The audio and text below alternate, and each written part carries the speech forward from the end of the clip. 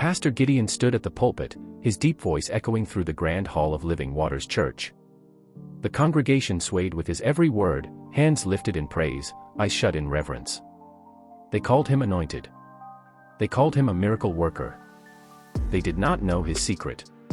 Beneath his flowing white robe, hidden from every eye, a massive serpent's tail coiled around his legs. The scales shimmered in deep shades of green and gold, pulsing with an unnatural glow. It moved when he moved, slithered when he walked, yet no one could see it, at least, no ordinary person. When he raised his hands to heal, the tail twitched. When he rebuked demons, it coiled tighter. And when he spoke in tongues, it flickered, sending an invisible power through the air. Tonight, the church was packed. The sick, the lame, the broken, they had come in faith, and Gideon would not disappoint. "The power of God is here," he declared, his voice trembling with divine authority. A woman in a wheelchair was pushed forward by her husband, her legs withered and lifeless. Gideon stepped down from the altar, his robes brushing the floor, concealing the truth beneath. He placed a firm hand on her forehead and whispered, "Rise." The tail moved. A silent force surged through his body, through his fingertips, into the woman's bones. Her eyes widened, her mouth trembled, and then, before the entire congregation, she stood. She took one step, then another, then fell to her knees in astonishment. The crowd erupted.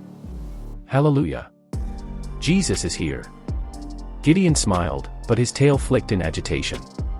He could feel it, something watching him. He turned, scanning the room. Hundreds of faces, eyes filled with faith and admiration. But one pair of eyes did not shine with belief. An old woman in the back row stared, unblinking, her fingers trembling against her wooden cane. "She sees me." Gideon quickly turned back to the crowd. He had to keep the momentum. A blind man was led forward next. "Pastor, help my son see," a desperate mother cried. He placed his hands over the young man's eyelids, feeling the serpent's tail coil around his waist like a belt. "In the name of the Almighty." The tail pulsed. The young man gasped and clutched his face. Light flooded his world for the first time in years. "I can see." The church exploded with praise. But the old woman in the back did not move. Her gaze burned into him, sharper than any knife. Gideon's heart pounded. Did she know? Could she see past the illusion? The tail coiled tighter. The old woman slowly rose to her feet. The celebration around her roared, but she remained still, her cloudy eyes locked onto Gideon like a predator watching prey. Gideon forced a smile and raised his hands again, trying to keep the attention on the miracles. "God is not finished yet," he proclaimed. The crowd cheered, but the old woman took a step forward. He saw her lips moving, whispering words he could not hear. The tail twitched. His chest tightened. Something about her presence made the serpent inside him uneasy. It had never happened before, not in all his years of ministry, not through all the thousands of miracles he had performed. The serpent inside him was afraid. Gideon tried to ignore her, calling for another person in need of healing. A young boy, no older than 10, was pushed forward by his weeping mother. "Pastor, he has never spoken a word in his life," she cried. Gideon reached out. The tail tightened around his waist. And then, "False prophet." The old woman's voice sliced through the air like a blade. The cheers of the congregation faltered. The music, the clapping, the shouting, it all stopped. A silence so deep fell over the church that Gideon could hear his own heartbeat. She was pointing at him with a trembling finger. "You wear the face of a man of God, but you are not of him," she shouted. "I see what they cannot. I see what slithers beneath your robe." A murmur spread through the crowd. People turned, confused, glancing between her and their beloved pastor. Gideon felt a cold sweat trickle down his neck. "This is the house of the Lord," he bellowed, trying to regain control. "Satan seeks to bring confusion, but he will not prevail." Some of the congregation nodded, agreeing. Others, however, looked uncertain. The old woman stepped closer. Her cane tapped against the floor. "Show them," she said, her voice softer now, but thick with authority. "If you are truly a man of God, lift your robe." The tail pulsed violently, almost in anger. Gideon clenched his fists. "You insult the anointed of God," he snapped. "Leave this place." The woman did not flinch. Instead, she lifted her cane, slowly, deliberately, and slammed it against the ground. A shock wave rippled through the air. The lights flickered. The walls trembled. A gust of wind, though there were no open windows, swept through the church, extinguishing candles and rattling the wooden pews. Then, in the dead silence, the old woman whispered something. And Gideon felt it. The tail. It was no longer invisible. The gasps from the congregation confirmed his worst fear. People stepped back, eyes wide, mouths open in horror. The whispers spread like wildfire. "Do you see that? Pastor, what is that? God have mercy." Gideon looked down. And there it was. The thick, golden-green scales coiling around his feet, stretching out from beneath his robe like a living nightmare. The forked tip twitched. His secret was out. A scream tore through the church. Then another. The congregation scrambled backward, knocking over chairs, clutching their Bibles, whispering prayers. Gideon took a shaky step forward. "Do not be afraid," he cried, his voice a mix of authority and desperation. "This is the power of God." But they weren't listening. The whispers had turned to panic. "What is he? A serpent? A demon? We've been deceived." Gideon's breath came fast. He turned to the old woman, his fingers trembling. "What have you done?" She stood firm, her eyes blazing with something ancient and knowing. "I have revealed what you truly are," she said. "Now tell them the truth." Gideon's mind raced. The truth? No. They wouldn't understand. He had been born with it, the tail, the power, the gift. As a child, his mother had wept over him, called him cursed. The village had tried to cast him out, but he had proven them wrong. He had performed miracles. He had healed the sick. He had saved people. Did that not make him a man of God? "You don't understand," he pleaded, turning to his congregation. "You have seen the miracles. You have witnessed the power. Is this not proof of divine favor?" But the people, his people, stared at him as if seeing a monster for the first time. A man near the front, one of his deacons, fell to his knees. "Pastor, what are you?" Gideon opened his mouth. No words came. The old woman raised her cane again.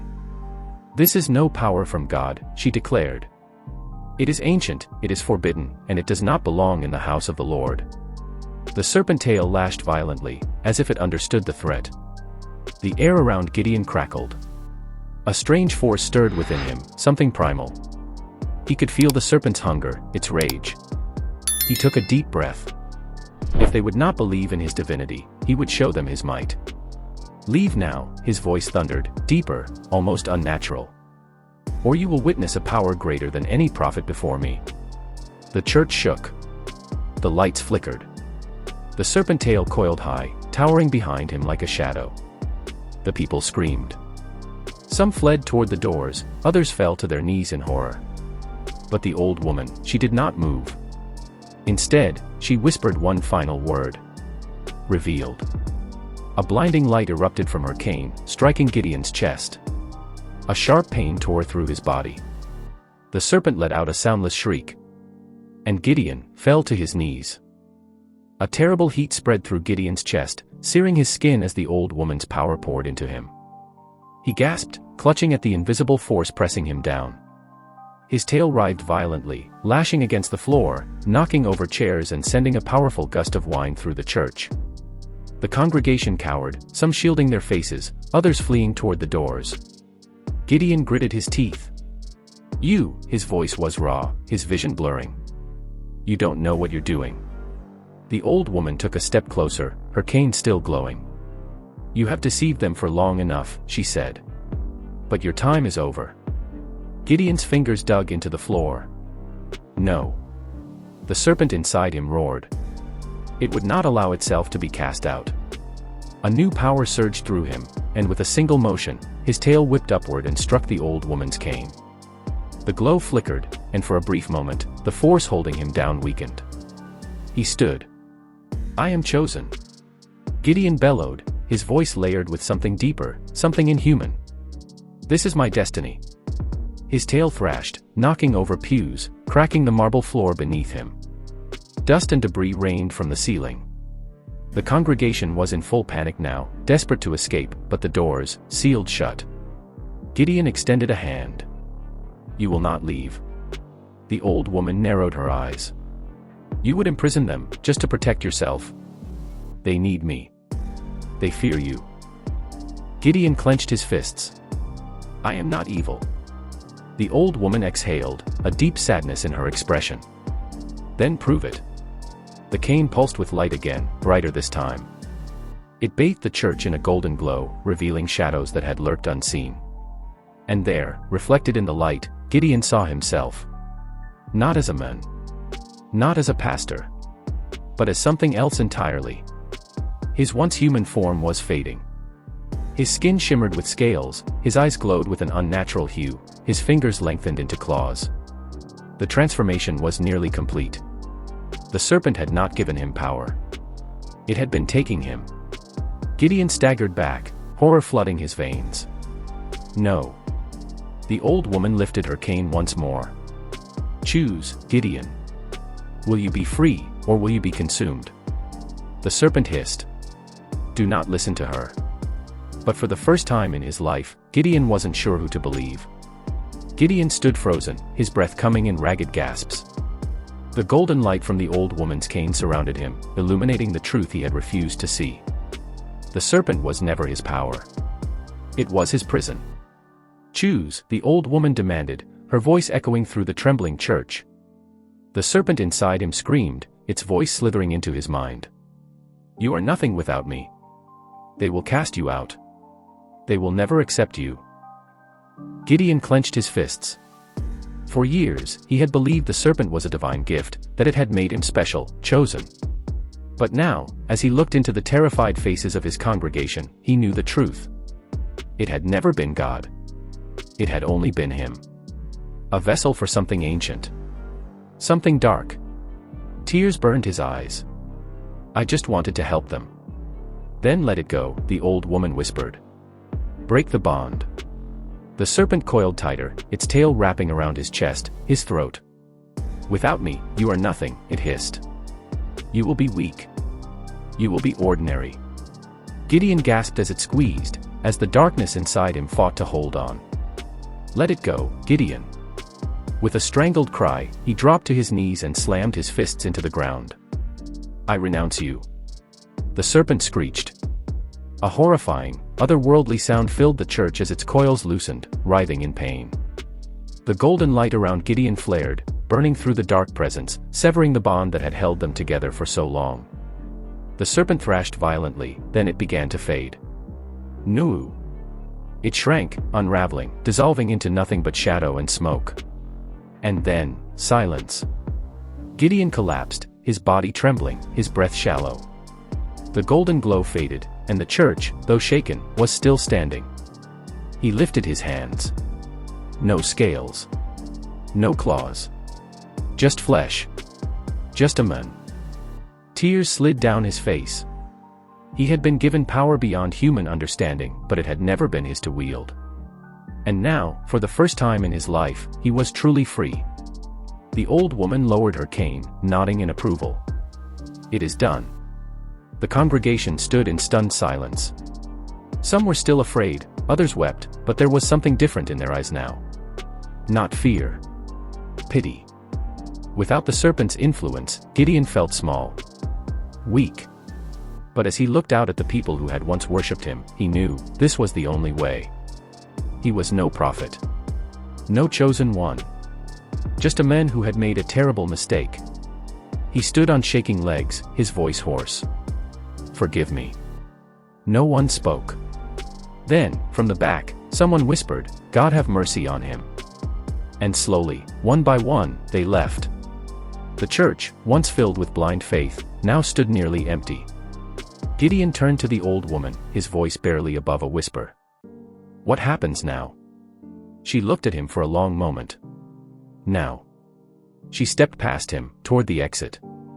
"Now, you must find out who you truly are, without the serpent whispering in your ear."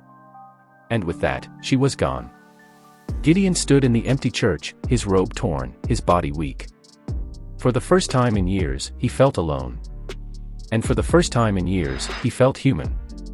We have gotten to the end of this story. Kindly like, subscribe and comment your opinion on this. Thank you for sharing this post.